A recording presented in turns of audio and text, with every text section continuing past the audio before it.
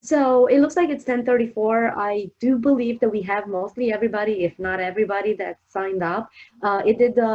There's more people that signed up since we talked, Vince. So I'm excited that we have a nice audience.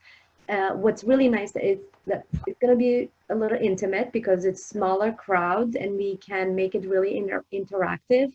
So please don't be shy, and make sure that you ask all the questions. Take advantage of Vince right now.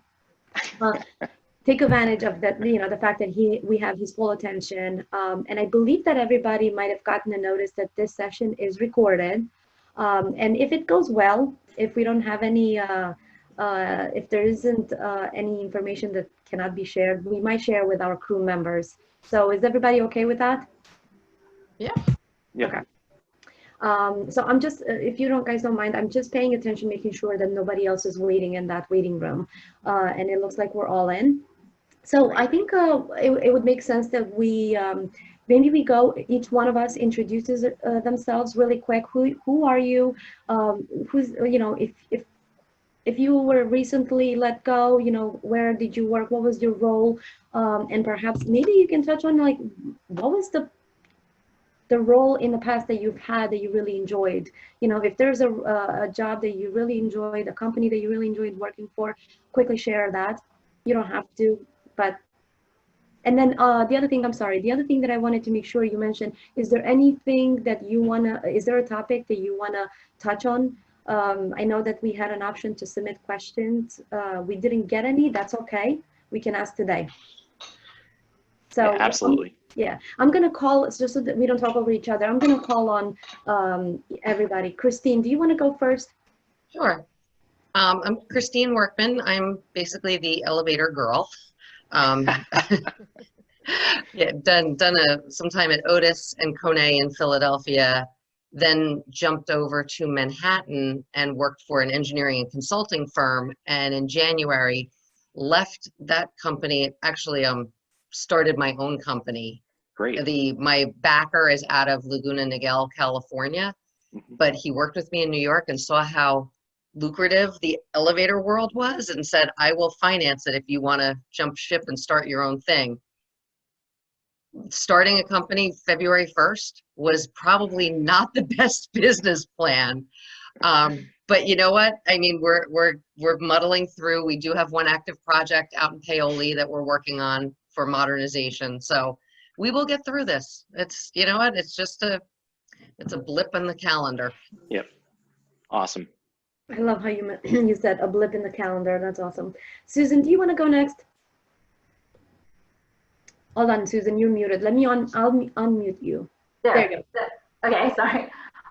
Yeah, Suzanne Hansen. I've been a crew member for a couple years, and basically I'm a workplace strategist. I've worked with commercial interior products for a very long time, first with art and working with a lot of corporate clients like Campbell Soup Company and Unisys and so forth, lots of law firms. And then I was kind of more of an A&D account manager across a larger part of our territory here, including like Allentown and Lancaster and so forth. And that was still with products, getting them into spaces and helping people with the design and so forth, and working with a lot of interior designers.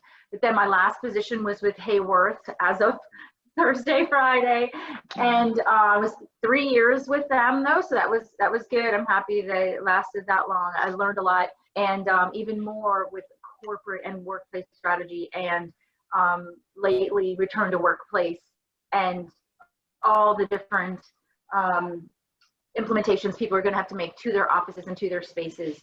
And so I'm hoping to continue with the same type of role. And as I mentioned earlier, I'm already in talks with a company that has similar product and that I have more flexibility, and yeah, someone who I've known for 12 years. So crossing my fingers with that. But if not, I think things are going to open up here in the next month and a half or so, by talking to lots of people and judging what I'm seeing and hearing. So yeah, so I'd love to, I'm excited about hearing what's going to happen today and what we're all going to talk about.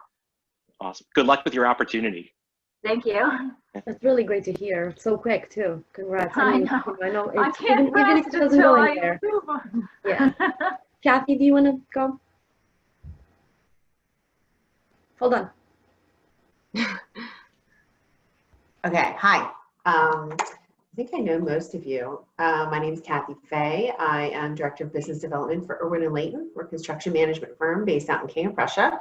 I was actually just on an events. I was not planning on attending this, but I was just on an events call with Mary, and you know, you never know what you might learn. I'm talking to a lot of people that reach out that are acquaintances and friends that are running into this type of situation, and I thought maybe if there's a couple nuggets of information I could have that to share with people that would be maybe helpful to them, I could do so. So thanks for joining us, Vince. Yeah, awesome. Yeah, my pleasure. Thanks for having me. Suzanne.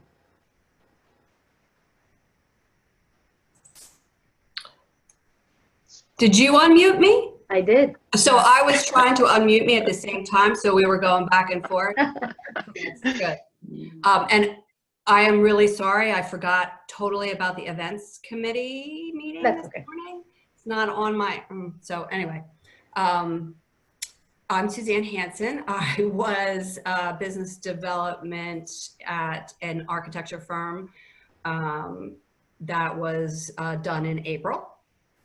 And I would say that so I started my career in finance and then went back to school, got a degree in landscape architecture, and since then have been in the AEC world, and definitely want to stay within the AEC world. Architecture was, I've done engineering, landscape architecture, construction management, and architects. And, you know, I can't say that any one of them are better than the other. And I think it matters the team that you work with. And you know, in business development and marketing, you notice if you are valued within the company and that they put a value on business development. And I think that's, it could be in any of the places, but that would be what would be important to me, is that somebody realizes that importance. And so that's about it. Awesome. Suzanne, I have a question. So you transitioned from finance to the AEC world, or to the architecture, landscape engineer, architecture. That's so interesting. Why did you join the craziness of this industry from finance? What made you decide to do that? Well, I actually had the opportunity to go back to school. And when I looked at everything that I wanted to do, it was, well, landscape architecture, like, took everything that I liked. It was building, it was outdoors, it was science, and put it all together. And so I could go back to school. My kids were little, and it was great. Going into landscape architecture, though, at a second career, the things that I wanted to, I'm not really a designer. So I wanted to do project management, and the people they already had 10 years of experience, project management, and I had done business development and finance, so that's kind of where I fell. And so, yeah, so that's how, I mean, it was that I could choose something that really interested me. And unfortunately, landscape architecture is not as lucrative, nor, I mean, most landscape architects do something else. That's my degree is landscape architecture, my undergrad. Yeah. So, yeah, anyway. That's wild. Well, thanks. I appreciate you sharing that, because I was curious about how you made that transition from one industry to another, because I know some folks, even on this call now, or some folks that I deal with, are looking at, well, how do I transition to that next role? So that I appreciate you sharing that. Yeah. Maria. Hi. Morning, everyone. You're very low, Maria. I don't know if everybody hears you the same, but wait, whoops, wrong button. Is that helping at all? Is that helping? Let's give it a shot. Okay. Can you hear me? Mm-hmm. Whoops. There we go. I'm Maria Liebesite, and my background has always been in marketing, and specifically working with real estate clients. So my last position was with a firm that specialized in helping retail destinations, as we called it, as well as hospitality destinations, mixed use projects, etc. So marketing those projects in terms of bringing consumers to them, as well as helping the owners of the properties in their B2B marketing efforts. So that's how the relationship is with, with CRE and Crew. It was a marketing and advertising agency, and my background was in account management and services. So for many, many, many, many years, I oversaw the entire account services department, all the account executives, senior account executives, et cetera. Had clients of my own day-to-day responsibility for. And after doing that for a couple of decades, I asked the leadership if I could move into more of a business development role. I wanted to help a company expand. So after a few years, I transitioned to that 100% as of about 12 months ago. And as of March, I was let go, given what's happening, especially in the retail sector of the real estate industry. So I am in transition right now, looking for a marketing role, certainly business development, and as I keep saying every time I get on a Crew call, this group is absolutely amazing. Yeah. Thank you, Maria. Agreed. Yeah. Laurel?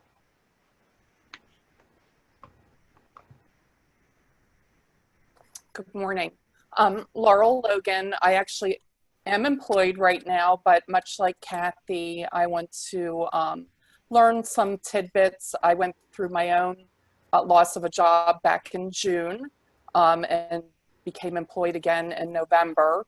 I do feel a little bit like I'm the low man on the totem pole right now where I am, but I feel secure and they seem, like a really great group. I would say personally, my husband right now is going through, probably going to do a little bit of a furlough on 1 week a month. So that has us a little fearful. So I'd like to learn some tidbits for him, but also be able to share.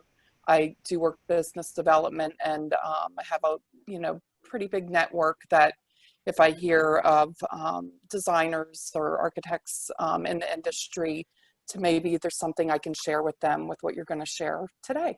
Mm-hmm. Thank you. That's great. Laurel, I'm sorry, Mary. So Laurel, what are you doing right now? You said business development, but related to what industry? Yeah, and you mentioned so your... I'm sorry, Transamerican Office Furniture. So sure. I work for a dealership, but I do have a 20-year background as an interior designer as well, including being a director of design at a firm, but I've been on the vendor side of the industry for 7 years. Excellent. Thank you. Thank you. Emma? Hi, Emma Golinsky. I know Marinella from our most recent positions at Cinero. I was the HR generalist, taking care of all things benefits related, payroll related, a little bit of the employee relations side of things, and unfortunately, I was let go April 3rd. So this is a new experience for me, being still young in my career. This is the first time I've had to go through a layoff. So it's just new waters that I'm trying to go through. I've tried to step up a little bit of my networking in the past. Some of the network opportunities have kind of come to me, but I'm more so now trying to reach out to contacts that I have, like Marinella. So I'm kind of getting an idea of, obviously I'm not in this situation alone. And then hoping that, as the market kind of starts to open back up, I'll be able to get on more, phone interviews. And then once people are back in offices, actually having those face-to-faces. So just kind of working through it day by day. Thank you, Emma. Good luck. Thank you. Tess? Good morning. Nice to see you again, Vince. Hi. Hi. I was with FCA for just shy of 5 years, by a week, but I was furloughed on March 30th. So I'm not sure what the future looks like yet. I enjoyed my time there. There were definitely more pros than cons. I came from Liberty Property Trust prior to that, doing marketing and leasing. And kind of had a mixed bag of a background before that. I was an office manager and executive assistant, and I was also in staffing and recruiting for my first job for a year. So yeah, just excited to hear what you have to say today, and nice to see you all. Thank you, Tess. You too. Rebecca. Rebecca. Here we go. I got it. I was unmuting. So my name is Rebecca Holland. I, up until last Thursday, was with Enterprise Holdings for 19 years. I started there as an intern running cars and worked my way up through the company into senior management. So up until last week, I was managing the department that oversaw all the facility management, real estate holdings, property portfolios for about 150 locations across Delaware, Southern New Jersey, and Pennsylvania. So having gone there right after college, I've done the interview process internally there throughout the years, but this is the first time, well, since college that I've had to actually go out and get a resume together and then enter the job market again. So have some experience doing it from an internal standpoint, but now going external and opening it up as a brand new world for me. Thank you, Rebecca. Linda's iPad, which is John, right? John, I'm gonna unmute you. See. No, I don't think he wants to be unmuted, so we'll leave him unmuted. I don't know his background, so I cannot speak for him. But at any point, John, if you want to introduce yourself, just unmute and start speaking. So I'm going to go next really quick. I know pretty much everybody except John. Marinella Abel, and as of a few weeks ago, as of the end of March, I was with Scenero, like Emma mentioned. I actually loved working there, and I learned a lot. I was with them 6 months, but I've learned a lot. One of my favorite jobs, actually it's probably my favorite job that I've had, and I didn't have that many. So interesting background. I have a variety of experience from office management to project management to sales and business development. So I'm not sure if that's good or bad to have, like, you know, I wore a lot of hats with every job. Every job I've had, I wore a lot of hats, except Scenero, where I was only business development. And it's probably why I was quickly indispensable. So I'm very excited, Vince, to have you here. And I left you last to introduce yourself because, you know, maybe you can tell us a little bit about you, how you ended up where where you are, and sure. You know, what you want to start with, and I'm sure the questions will come. Yeah, thank you. First of all, thank you, Marinella. I appreciate you putting this together. And I want to thank everyone for taking the time to get on this call today. I think we've got a really nice blend. We have a really nice blend of folks who are currently looking or folks who are in a position to maybe hire, and a variety of experience and levels of career. So I think that's terrific. I would encourage you all, please, since it's a nice size group, jump in with any questions. This is not a presentation by any means, it's conversation, and you might have something in your mind that could help out some of the other folks on this call.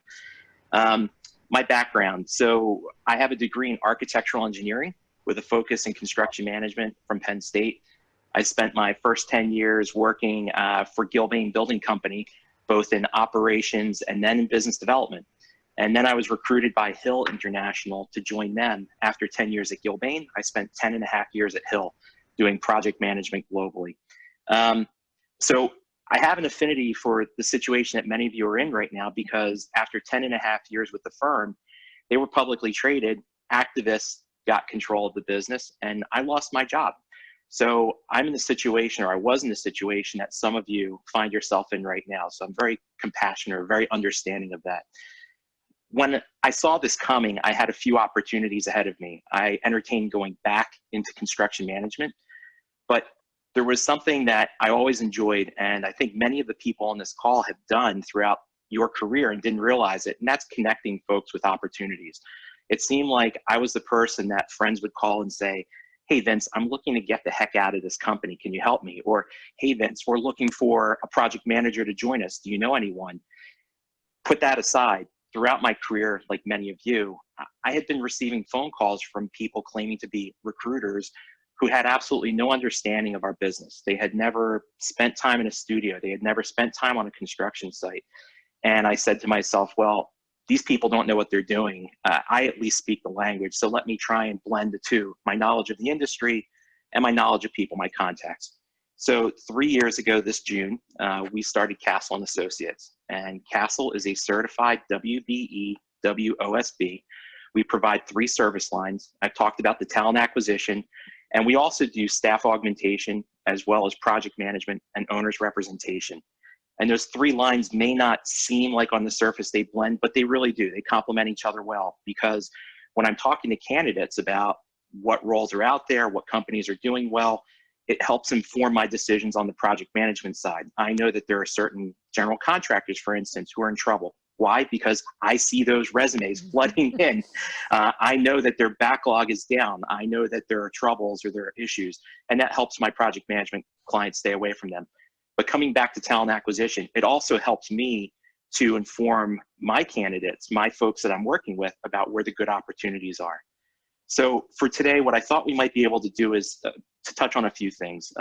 First of all, let's talk a little bit about where candidates look, and if you're looking for an opportunity, maybe what some resources might be for you to find that next opportunity. Let's also talk briefly about contact and how to make contact with those organizations.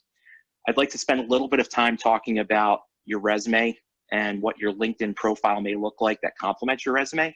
And then if we have time, maybe we'll get into a little bit of what I've seen in terms of interview do's and don'ts or some etiquette.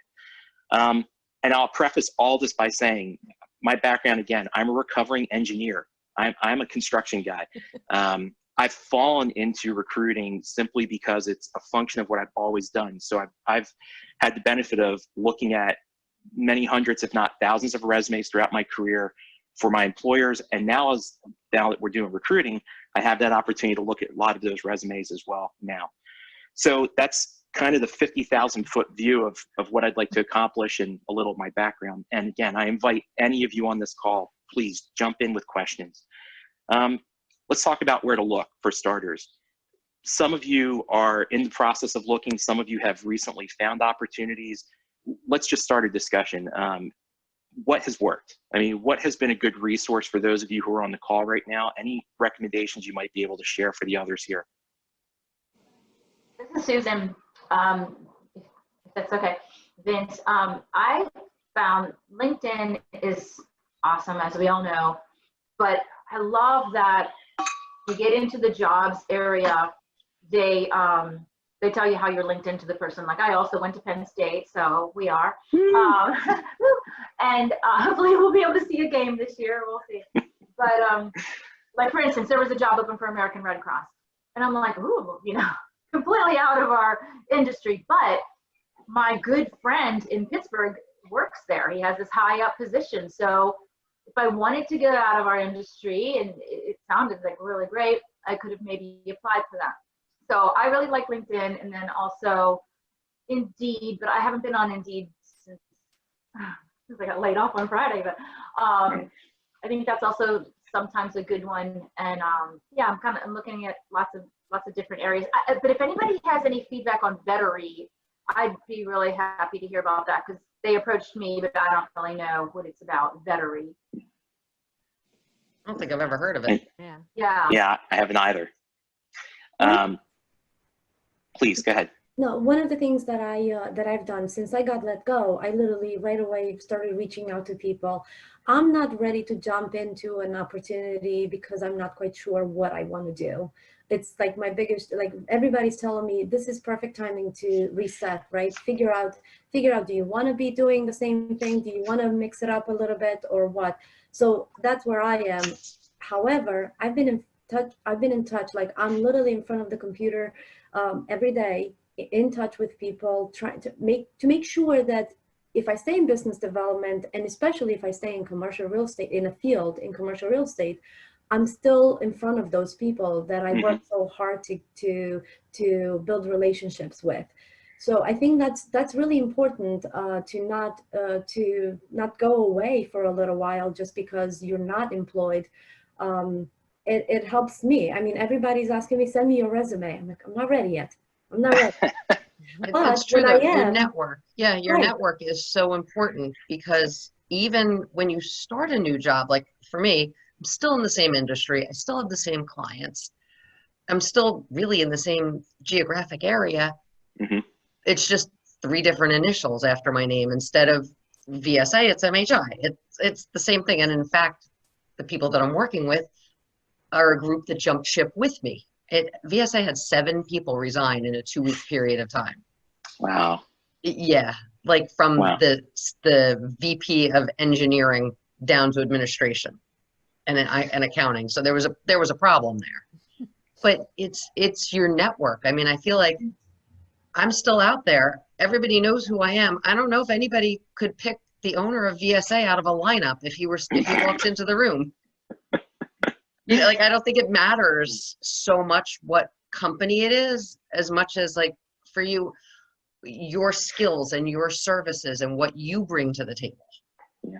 So I think you all have touched upon the basic resources that we use. And I think that this group in general, by virtue of your participation in Crew, you understand the power of networking a lot better than many of the people that I talk to. So at the most basic level, we have the search aggregators, groups like Indeed or Career Builder or Monster.com. And those are good, I would say, for a certain level or certain type of position.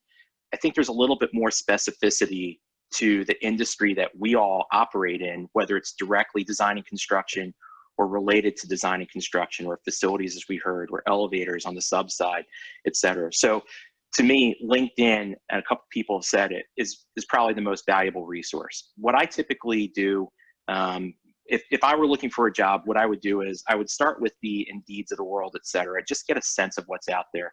But I would try to understand what it is that I want to do, find the companies that that operate in that market, and to begin to follow them on LinkedIn and check out their website career pages as well. And so the reason I say follow them on LinkedIn, A, you can get a sense of who those organizations are and the type of information that they're putting out there. B, you can see quite often they post their job listings right there on their LinkedIn pages. So you have a chance to see those postings directly from them. And that will oftentimes push you back to their website for a submission and or some point of contact. And we'll talk about contact in a second. But C, I think what's also important is, let's say you identify XYZ company as looking to hire. Going in and to that company's webpage on LinkedIn and identifying those individuals who work there, back to the point Susan had made, it's that network. Being able to say, oh, I have a first degree network or contact who works there, or I have a second degree and we share so-and-so in common. I wonder how I can move this forward. So on the topic of contact, I think for those of you who are looking right now or have looked recently, you'll note that a lot of companies insist that you just send your resume into a vacuum. Submit your resume here, HR at whatever company. You know, I'm curious, Emma, I think you had mentioned you were on the HR side. How effective was that? As the recipient of those resumes, did you find that you really hired oftentimes off those resumes you received, or was it more about the relationships? If someone at Scenero came to you and said, hey, take a look at this individual I know. What did you see in the time that you were at Scenero? Yeah, we actually held our employee referrals to a higher ranking almost than somebody who would just apply. Now, we did look through all the applicants that we possibly could, but project management, for example, we had an opening in our Baltimore office, and when we posted that position, the HR coordinator and I posted it at about 3:30, and by the next day we had almost 100 applicants that we had to go through. And it was just like you said, the vacuum, that we actually got someone based off of a referral and not based off of any of the applicants that just kind of flooded their resumes once we posted that job. Right. And so I think that's pretty typical, right? Especially at a larger company, unless you're, you know, a 5-person type company. So in the process, there's generally someone in HR who is facilitating the process and responsible for going through those resumes maybe and doing that first pass. But then you have the hiring manager, the individual that you might be reporting directly into. And so I know this is probably not a popular opinion, but what I encourage, or what I would encourage folks to do, is if you find an opportunity with a firm and you know you'll be reporting to the vice president of marketing, or you might be reporting to the COO, yes, submit your resume through the process of the online system, but find that person's email address, connect with them on LinkedIn, go online and do a really quick Google search and figure out what the email convention is for that company. First initial, last name, full name, dot, last name, whatever it may be, and shoot a note. Dear John Doe, I'm Vince. I wanted to let you know I just submitted my resume. I think this opportunity is a perfect fit for me. And I'll tell you, they say don't do that. They, you know, companies deliberately have HR groups for a reason, right? You're supposed to go through the process of HR. I have found that, much like you were just talking about, Emma, unfortunately, those resumes that get more attention are the ones that have some kind of support or some kind of blessing from elsewhere in the organization. So what do you have to lose? For those of you who are looking, reach out, be a little aggressive, figure out who the decision maker, the hiring manager is going to be, and work that angle as well as the HR angle in tandem. So I find that's pretty successful. Can I actually ask you a quick question about that? Yeah, sure. From my experience in the past, what would you suggest? Because I actually have tried to do that on LinkedIn, where I'll see the job description say, you know, as an HR generalist, you're reporting usually to like the HR director or business partner. And so then I'll go into the company's LinkedIn and look for the people and then look for the person with that title. Would you suggest when you send them the connection to, or the invitation to connect, adding in a message, or wait until they accept it? Because sometimes I have found that I will send, you know, hi Marinella, I, you know, submitted an application, you know, just wanted to hear more about the opportunity. And those invitations stay pending for weeks. And then sometimes I've just sent the connection and then gotten nervous to actually reach back out and say, you might be my boss, you know, love to talk about the opportunity. So I think it's really hit or miss. It depends on the individual. Some people, and I'll open this up for other people's comments, to please jump in, but some people, they appreciate when you're reaching out to know why you're reaching out. Hey, I'm reaching out, Emma, because I'm applying for this role. You have this role. I'd love to learn more from you, what it's like working there. Or, hey, do you have a few minutes to just give me some insights about how you handle X, Y, and Z? Some people like knowing upfront why you're reaching out. Some people will just openly connect with anyone, or they'll see value to connecting with you and will accept. But more often than not, I hear folks just, and I am a business developer, but folks hate being sold to, especially when you first meet them. So maybe taking that angle of, you're not really selling something, but in your case, you're looking for a role. I'd love to learn a little bit more about it. And again, it's really a hit and miss situation. Some people will be receptive, some people will be turned off by it, but you'll never know that, you know, until you give it a shot. I mean, has anyone else on the call had a similar experience or any luck? I would say the same thing. Actually, I would strongly encourage everybody to add a note. If they don't know you, why would they talk to you? A lot of people don't accept your invitation unless they know you. So if you reached out and added a note and it's pending, it's probably because it would have been pending if you didn't have a note. They don't see it, or they don't accept it anyway because they don't know you.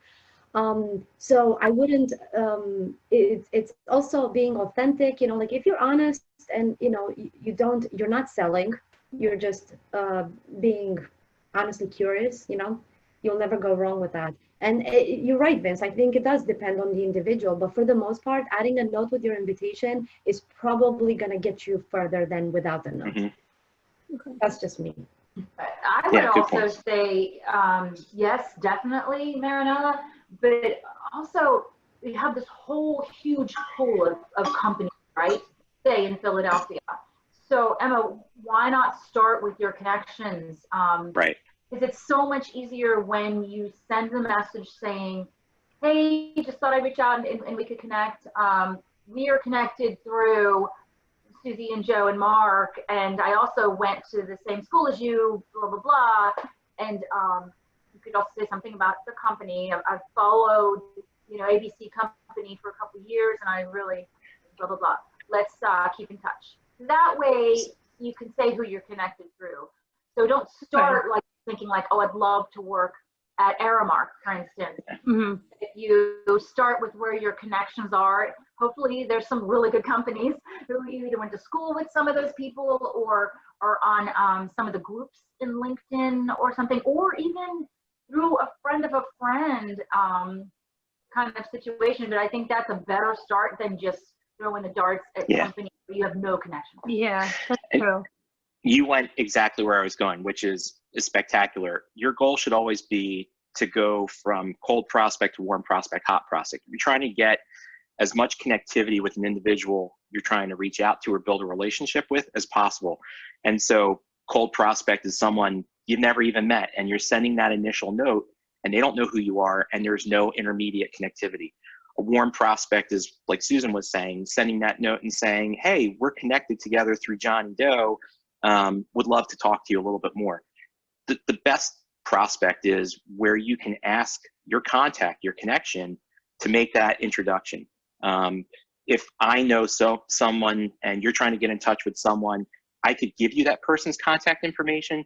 Or if I want to do you a solid, I'll go a step farther and say, hey, Emma, let me send an intro email, or let me send some kind of note so that the hiring manager or the person at the company knows that I'm kind of de facto endorsing you or making that introduction. That's even more powerful. And I don't think anyone on this call who's looking for a role, a new opportunity, should feel in the slightest put off by asking their network or relying on their network for some help, getting that warm introduction or that hot introduction, if at all possible.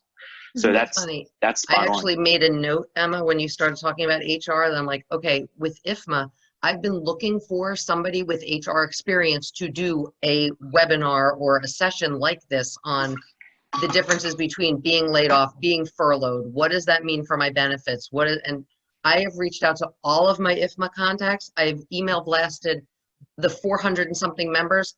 You know how many responses I've gotten back? None. So I was like, let me reach out to Emma after this and see if she'd like to do something like this for IFMA, because that could open up a whole nother group of connections for you. Oh, yeah. So I will connect with you after this and we'll chat. Okay. That's awesome. Awesome. So you found the opportunity. Next step is you have to submit a resume. As I mentioned a few minutes ago, I've had the opportunity to look at many resumes throughout my career, both as the hiring manager and now as someone who's trying to help candidates find their next great opportunity or companies find their next great person. And there are a couple of common threads that I see between bad resumes, good resumes, and really exceptional resumes. So let's start with the bad, and I've seen them all. First of all, and let me also preface my comments by saying some of this will seem like common sense, but you would be shocked at how many people don't follow these rules. One, please, for the love of all that is holy, proofread your resume. And if grammar and English aren't your strong suits, ask someone who is more comfortable with the English language to look at your resume. I recently had a candidate submit a resume for a position that we were looking to fill, and it was for a director of marketing. And this is maybe pre-COVID, so right around February. The resume came in with grammatical mistakes, spelling mistakes, punctuation errors, and this role would entail all the social media, would entail all of the written communication. And I just looked at the resume and shook my head and said, I can't in good conscience send this person on to my client. So please take the time to proofread. And sometimes when you're so close to it, you've been working on your resume, some little items you just keep glancing over would be picked up by someone else. So share it with a friend that you trust to take a look and give you some pointers. A few other don'ts. Oftentimes in resumes, we would see objective or GPA or software. So first of all, objectives are kind of phased out. Maybe a summary statement is okay to include in your resume, but you don't need to have that archaic notion of objective to find a job doing blah, blah, blah, blah, blah. As far as GPA, don't include your GPA unless you're recently graduated from college or from school. If you're, 45 years old like I am, nobody cares what my GPA was, 25 years ago. They're hiring you because of your, yeah, exactly. We are. So they're hiring you because of your experience and not because of your GPA from years ago. And same with software. I always chuckle when I see a person put their software skills and they include Microsoft Word, PowerPoint, Excel. We got it. We all got it. You don't have to put it down. Do include software if it's specific to your industry or specific to your role. If, for instance, knowing Revit or knowing some design packages like Creative Suite, whatever is important, yes, include that. But we understand you know how to use Word. I would also say, this is another one, kind of an obvious one. Check your personal email address and make sure it's professional.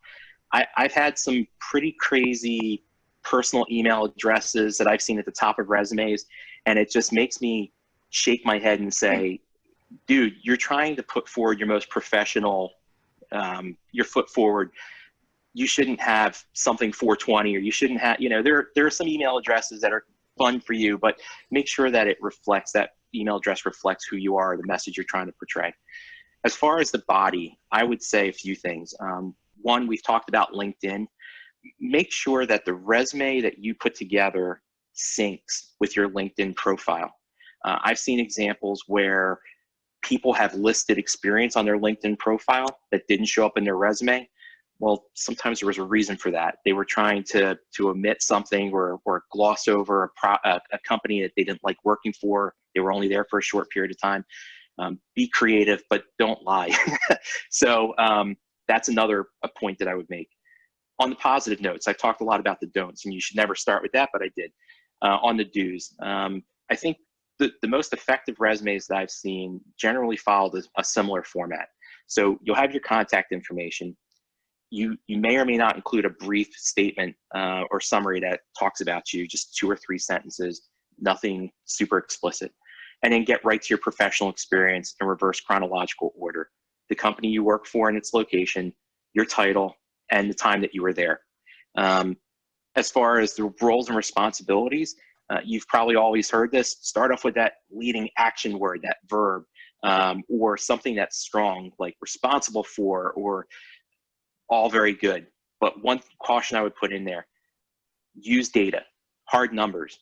It's much more powerful to say, I've seen resumes where it says, I manage the sales team at XYZ company. Great. But I manage the team of X people. We sold $50 million of work a year, an increase of 17% over previous years. Include some data in those bullet points, because the data conveys more competence to your reader and more credibility behind what you're putting down in your resume. So just another point that I would encourage. One last point on resumes that I would share is have multiple versions. Don't be afraid to have a couple of versions that you fine tune. If you're looking at something, let's say, and I'll stick with business development because I've said that a few times, sales, marketing, business development, they're all roughly the same with subtleties and differences. You may want to tweak your resume to move some of those bullets around so that they are more applicable to the role you're going after. And with that in mind, take a look at the job description. If there is a job description published, either on the company's website, on LinkedIn, try and play back some of those roles and responsibilities, or some of those phrases that you may see in the job description in your resume. That way, when the reader, the HR person or the hiring manager is looking at the resume, it'll just ring a little bit more direct with what they're looking to hire. So again, some of that seems very basic, but I think it's important to share. Education at the bottom after your experience. Again, companies I think are more interested in what you've accomplished than where you went to school. And that's pretty much the basic guts of a resume. One other topic that comes up pretty often is, how do I handle work experience that I didn't love or didn't go well or I didn't stay at very long? I would say be honest. Be honest without trashing your former employer or your former boss. I did have an issue recently where a a candidate was great, had a few moves after a long tenure.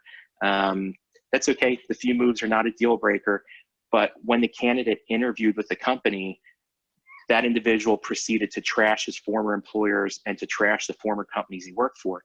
And when I debriefed with the hiring manager, he said, yeah, this person came in and just trash talked their old company. It makes me wonder whether it was them or the companies. So I would say just have in your head what your story is. If you had a couple of moves, why? You know, and companies are pretty forgiving about that if you have some kind of a story. Right now, with everything that's happening with COVID, I think many of you at the outset of this call who talked about losing your current or your most recent roles, totally understandable. Nobody's going to give you a hard time or you know, give you too hard of a time about any of that. So any other questions about resumes, effective resumes, what we think sizzles or sells when we submit them to clients? I have a question if nobody else does. Sure, please. I had somebody help me with my resume because I'm not good at translating regular words into fancy words, and that's where I'm going with this. Resume seems to sound so fancy from, you know, like the actual job that you did. How you know, like, how fancy do you, and I'm using the word fancy because I really don't know but it almost sounds like it's fake, although it is what you did. Like when I look back at my resume and what I did, it's just in different words. But what's effective in terms of, is my question? No, your question is spot on, Marinella. And in fact, one of the things I was going to talk about next was your LinkedIn page and what your social media profile looks like. And one of the things that you should decide is, are you trying to convey a formal or informal type personality? And I'll talk about that in a second. Specific to the resume, resumes typically are a little on the stuffier side. I've seen some resumes that are a little more fun. They include a headshot. They include some formatting and colors. The feedback that I've gotten from many of the hiring managers in the AEC industry, and let me retrace that. Castle supports mostly architects, engineers of all types, which are really fun to recruit for, construction managers and general contractors, real estate developers, and furniture. There's kind of the 5 main industries that we support. So most of the hiring managers in those industries that I talk to, they prefer to see kind of the nuts and bolts, more formal resume. The designers are sometimes a little looser or want to see something a little more fun, but typically I hear skip the colors, skip the headshots, keep it formal, keep data in there about your accomplishments. So now let's transition and talk about LinkedIn for a second. In LinkedIn, you have an opportunity to tell a little bit more than you do in your resume, a little bit more about you personally. And you can decide to set your tone. Is it going to be a more formal tone? You're talking about yourself in the third person. Is it a more, is it a more casual tone? I did this, I like to do that. So that's one thing you may want to think about. As I mentioned a little bit earlier, you want to make sure that that LinkedIn profile syncs up with your resume in terms of experience and what you've accomplished. I'm kind of taking for granted, I'm talking about LinkedIn. Let me go back. If you don't have a LinkedIn profile set up, I highly encourage you to do that. Most hiring managers, even if they received your resume online first or from some other source, the first thing I hear hiring managers say is they're going right to LinkedIn and they're looking at your experience or your profile. And they're doing a couple things when they're there. They're looking at the work that you've done. They're looking at your connections. They're trying to see if maybe they, just like we're trying to connect with them, they're trying to figure out if they know folks who may be connected to you through them so that they can also do some back channel questions or back channel research about you. So make sure that your LinkedIn profile, that you have one. Oftentimes you get assigned a URL, a website address for your LinkedIn profile, and it's a jumble of letters and numbers. You have the opportunity to change and customize it. Make it something simple or something relatable to you. For instance, for mine, I have Team with Castle for our company page and Build with Vince, which is pretty simple to understand. And I include that in my emails as well. So change that URL, it's easy to do. I'm just looking down a couple of bullets that I have here. Oh, make sure your contact information is included in LinkedIn and that it's up to date. Oftentimes, hiring managers, recruiting firms, we pay for different levels of access to LinkedIn. We use different modules, that is, and we have access to additional information that's maybe not public. So for instance, I can go in and I can see contact information for individuals if it's there. If you're currently looking for a job, you want to make sure that your contact information is there and is up to date. So a hiring manager has the opportunity to get in touch with you if they're reaching out to you versus you reaching out to them. So just one more, seems like common sense, but one more thing to share. We talked about changing the URL. What about, Vince, can I Yeah. stop you just for a minute? Does Sure. everybody have extra time past 11:30?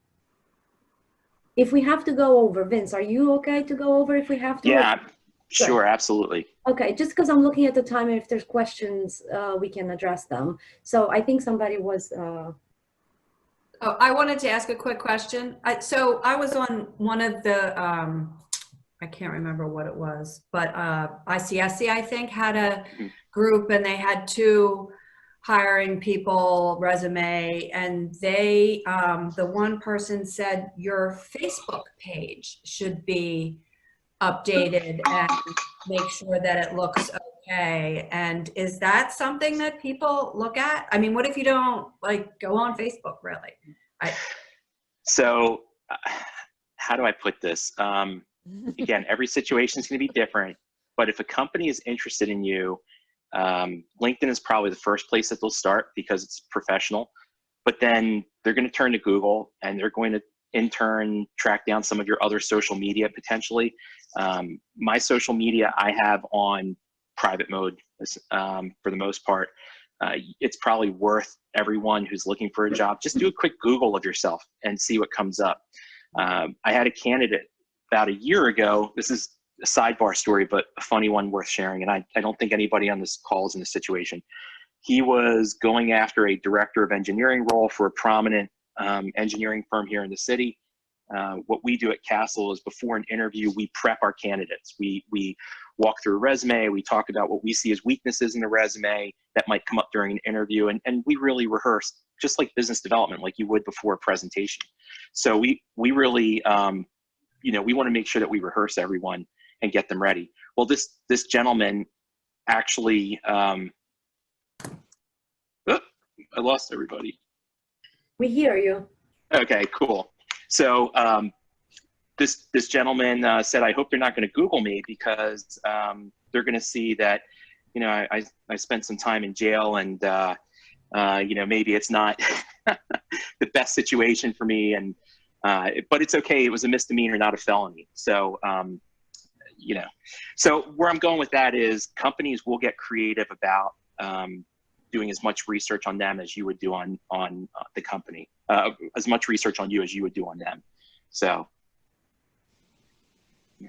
Vince, you were talking about LinkedIn a lot, and one of the questions I was thinking about was, like the title that you have, I think it's called the title, right. in LinkedIn, and that doesn't necessarily have to be the title of your job, but would it make sense to put? I've seen a lot of people put that they're in search of a new opportunity or seeking next adventure. Is that something that is recommended to put in when you're looking?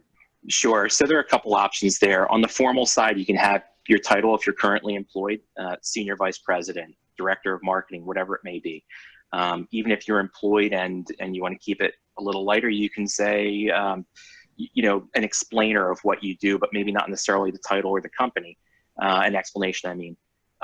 For people who are looking, one of the common search strings that I use includes phrases like seeking new opportunities, seeking next opportunity, looking, open to opportunities. So absolutely, I think if there's one message that folks on this Zoom take away, it's you've got to get the word out there to tell people that you're interested and you're looking and you want to get your next gig going. So I would absolutely recommend that you change seeking next opportunity or marketing professional seeking next opportunity or facilities management professional seeking next opportunity. So it talks just a blurb about what it is that you do and that you're open to that next role. So good question. And the one thing I did, I put, I changed my company at to be determined because I have an extremely ridiculous non-compete. It's like, for 3 years, I can't have any communication with any past, present, or potential clients. Within a 150-mile radius. So it's a bit extreme. So I put to be determined. LinkedIn, though, the problem with that became that it kept giving me these people you might know at to be determined. So across the country, these are all my fellow colleagues at to be determined. So it's a big company. It is, but it's interesting to see how many people are like, they still have their position or the position they want at, and there's no active company. It's to be determined. Yeah. So that's another way to connect with like somebody else who, if you're looking, like in the future, I'm hoping in the next 6 months, I will be looking to fill a few positions. Mm-hmm. Yeah, I'm sorry. I'd done some research on LinkedIn, and it said that if you, are no longer employed, that you should absolutely put an end date on your last role, and then create this new job because it helps with the algorithms and searching. So even though you don't have a current job, use a job title that you want, and then the company is, a to be determined or seeking opportunity or something like that. And they said just the way the algorithm is with recruiters, especially when they do their searching, you're more likely to appear if you have this, current role, so to speak. Oh, so in your, because I was wondering about that, because I put an end date, but it asks for your current position or your current, so I'm like, oh, well, I don't know what to put there. Well, and that's, I did the research. That's what I found. I don't know, Vince, if you agree with that. Yeah, it's a really interesting point, and it might make sense. I haven't heard anything to that, but I could see that working, right? I mean, one hand, you're telling folks that your previous employment has ended.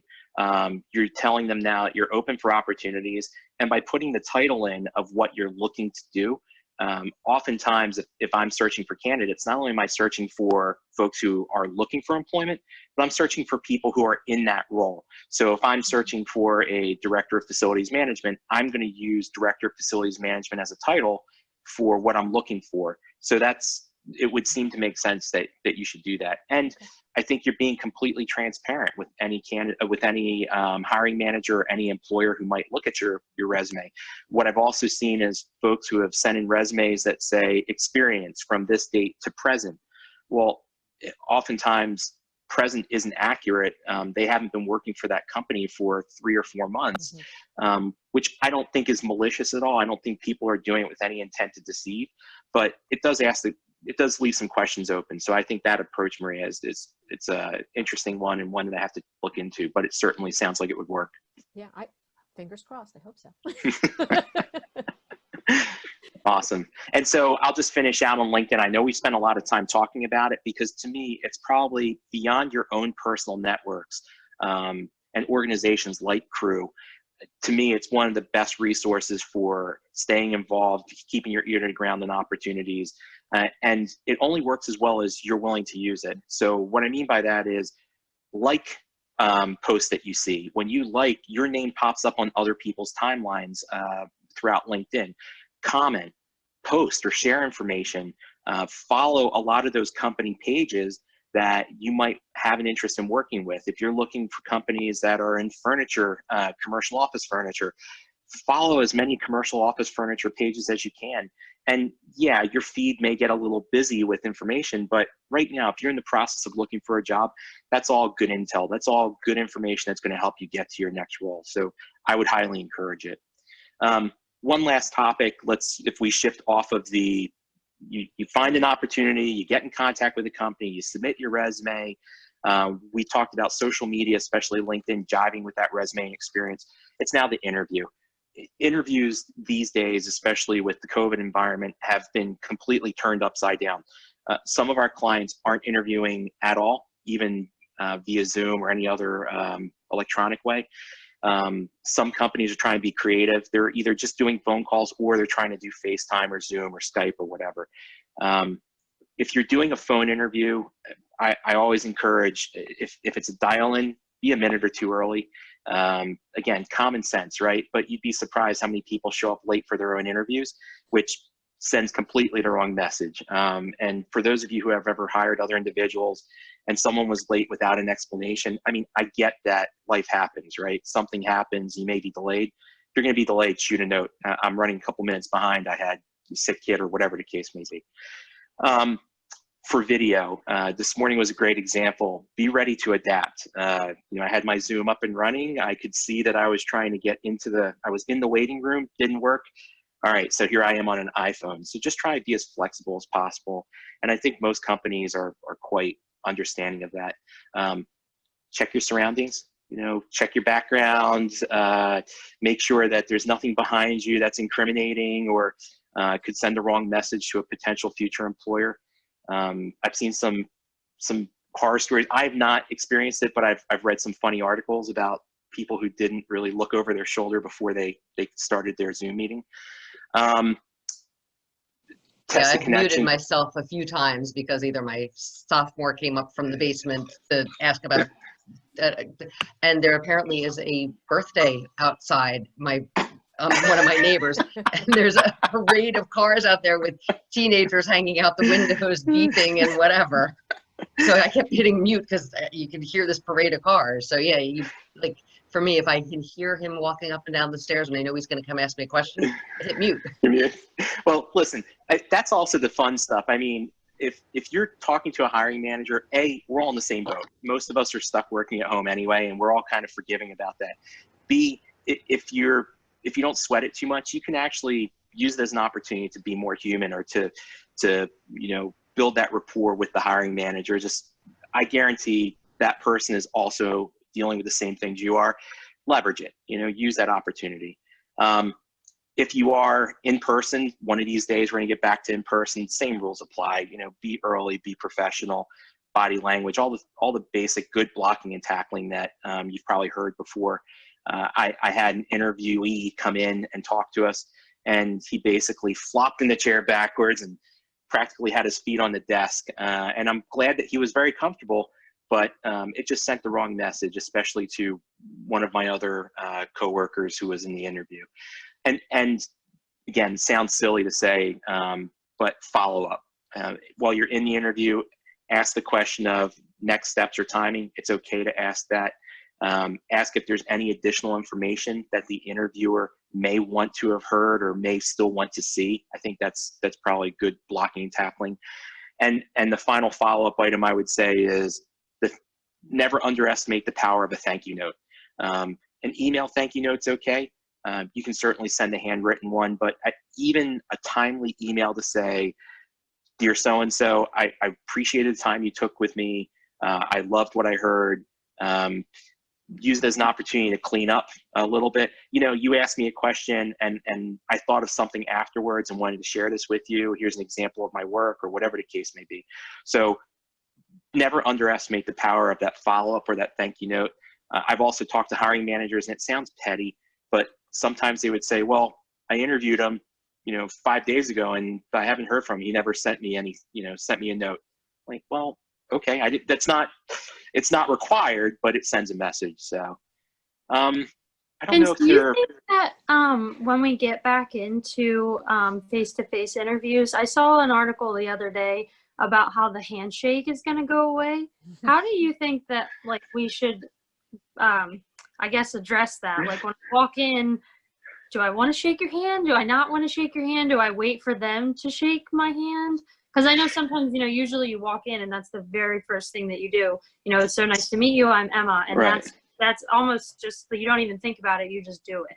So do you, I mean, the article said that, you can elbow bump, but I think now that there might be so many other options, the one, it said to bow. I was like, I don't think I'm doing that. So I don't know. What do you think about handshakes now?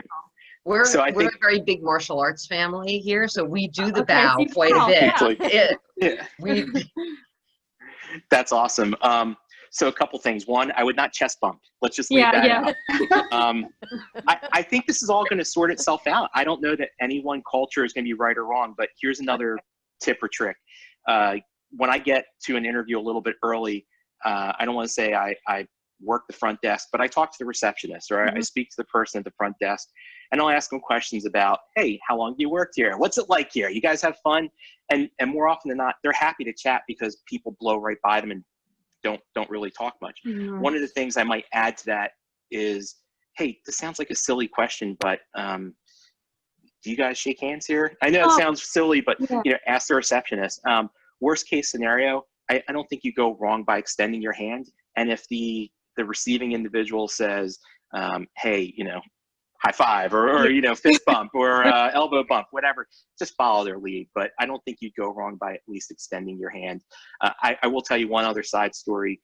Right around St. Patty's Day, I was meeting with a friend of mine, and she walks into the restaurant, and she just jumps up and goes, jazz hands. So I wouldn't jazz hands a future employer, but there are other options. I think it's okay.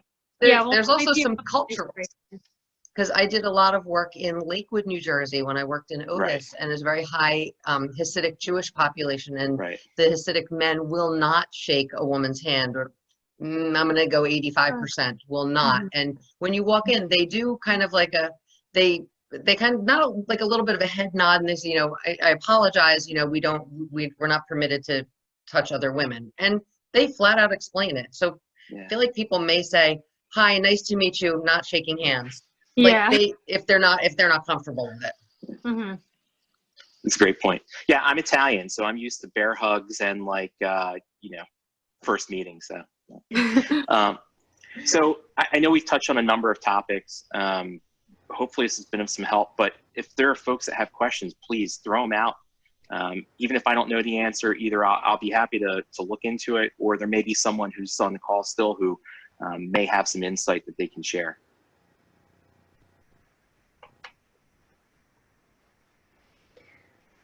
Well, I know that I really appreciate you joining us, Vince, and there's definitely some notes that I took. One of the things that I didn't think of before, which I don't know why, is it's probably because I didn't interview for a lot of jobs in my life. Find the person that you would report to and send the note. That is honestly, especially if I'm looking for another business development role or sales, I think that's like a differentiator, you're really, I think it's a really good piece of advice. So connect with them on LinkedIn and all that. Why not, right?